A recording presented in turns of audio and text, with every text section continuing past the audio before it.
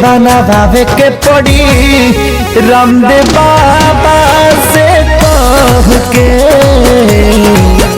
दवा दिल के बनावे के पड़ी रामदेव बाबा से कह के।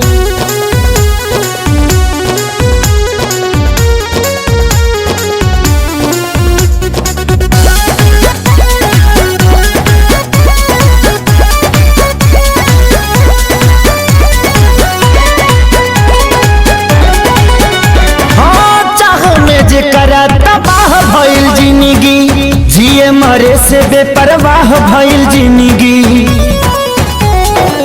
चाह में जेकरा तबाह भइल जिंदगी जिए मरे से बेपरवाह भइल जिंदगी।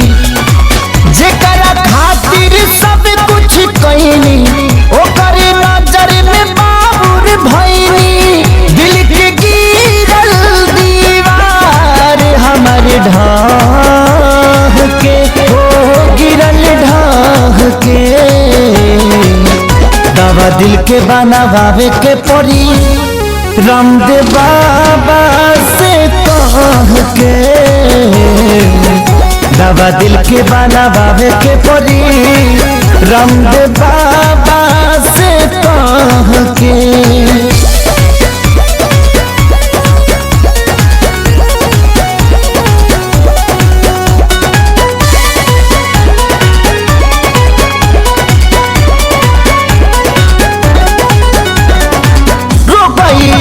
वियोग के धरैलस जहर भी खैनी असर नहीं कैलस।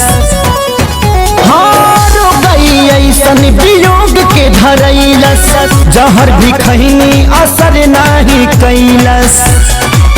मरे चाही मर ना पाई जिए देवे ना जुदाई। याद हलचल आवेला रही के हो आए राह के। दवा दिल के बनावे के पड़ी रामदेव बाबा से कह के। दवा दिल के बनावे के पड़ी रामदेव बाबा